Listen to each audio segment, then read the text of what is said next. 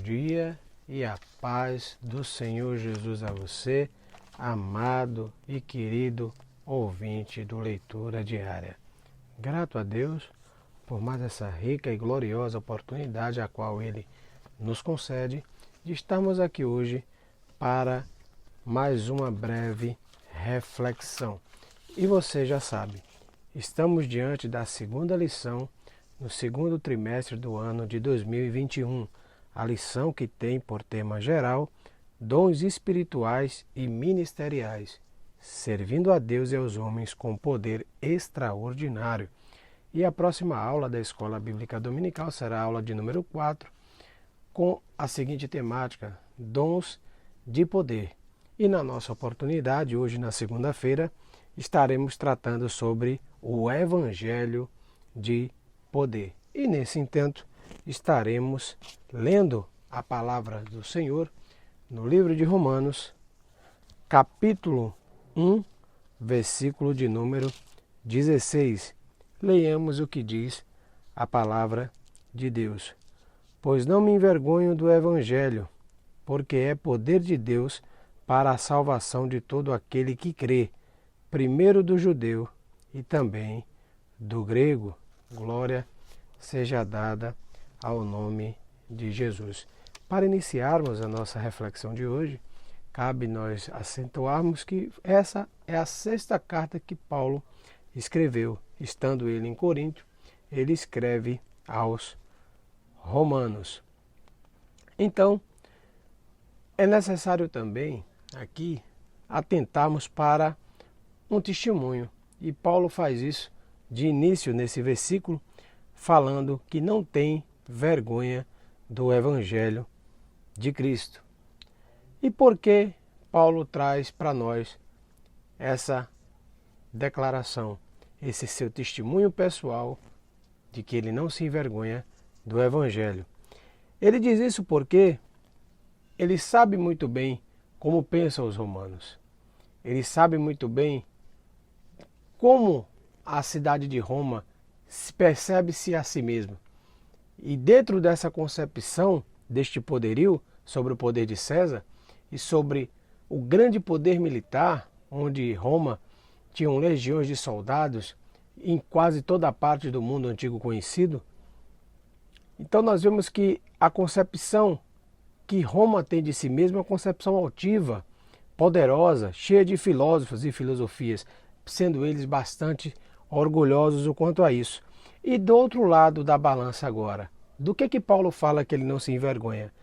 Paulo diz que não se envergonha de ter recebido uma mensagem de um judeu carpinteiro.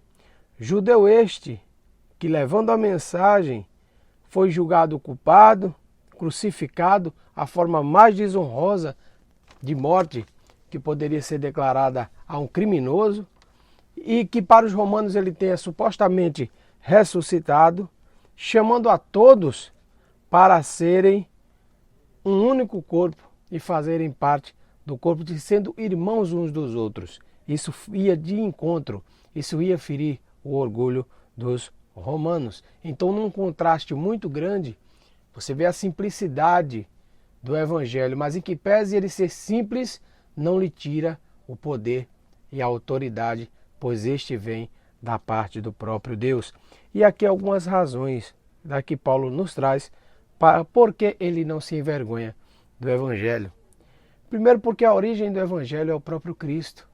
Jesus Cristo é a origem do Evangelho, é a nossa justificação. Justificação essa que é o tema principal dessa carta, onde nós só podemos ser justificados mediante a nossa fé em Cristo. A segunda razão pela qual Paulo não se envergonha do Evangelho é porque ela é justamente o poder de Deus. Ela está acima dessa autoridade militar que Roma tem. Ela está acima deste poder militar. E, inclusive, Paulo já tinha visto todo o poder regenerativo na sua vida que trouxe o seu encontro genuíno, seu encontro verdadeiro com Cristo, o impacto que isso causou dentro dele, e viu também isso acontecer em algumas cidades, onde ele já tinha levado a mensagem a exemplo aqui, duas cidades que preteritamente eram perversas, que era a cidade de Corinto e a cidade de Éfeso. Ele viu o poder transformador do Evangelho em ação. Então, primeiro ele experienciou, ele sentiu na pele todos os efeitos deste poder que é o Evangelho para o ser humano. E depois ele viu este poder sendo expandido, sendo difundido e fazendo a mesma coisa com outras vidas. E o terceiro aqui, a terceira razão, é justamente que o efeito do Evangelho é para quê? A finalidade deste impacto todo é para que o homem se chegue a Deus, para que o homem se salve. E a palavra salvação nos tempos de Paulo significava livramento, se aplicando tanto à pessoa individual quanto o seu coletivo, quanto a sua casa, quanto a sua cidade, quanto ao seu país. Então, tanto de modo estrito senso, por isso que nós também, como pentecostais, temos muito a concepção que Deus é o nosso Salvador pessoal, porque Ele se relaciona pessoalmente conosco. Aquele que quer conversar com Deus, que quer contato com Deus, basta que ele assim proceda, que ele dobre os seus joelhos e comece a conversar com o nosso Pai.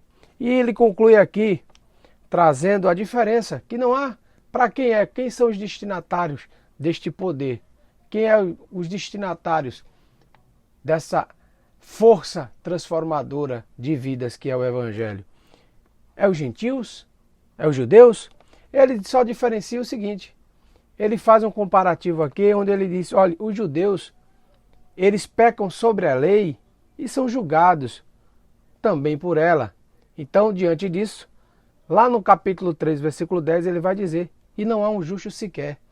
Não há um judeu que possa se justificar pela lei.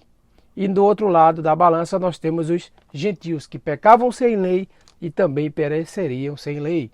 Então aqui agora, no resultado, na síntese desse pensamento, nós temos que todos nós somos uma coisa só. Somos pecadores que carecemos de ser resgatados, que carecemos de ser salvos. E assim como Paulo sentir na nossa vida a transformação, tomar o ide do Senhor Jesus na Santa Comissão, levando a palavra do Evangelho. E assim como Paulo fez levar a mensagem, para concluir essa nossa breve reflexão de hoje, nós podemos sim orar, nós podemos pregar a palavra, nós podemos distribuir literaturas, nós podemos ofertar e dizimar na nossa congregação para a propagação do Evangelho, convidar as pessoas a Jesus, convidar as pessoas a Cristo, para que eles conheçam e vivam também junto com Ele. E ter uma conduta na qual as pessoas possam testemunhar que somos escolhidos do Senhor, que somos um povo diferente sobre essa terra.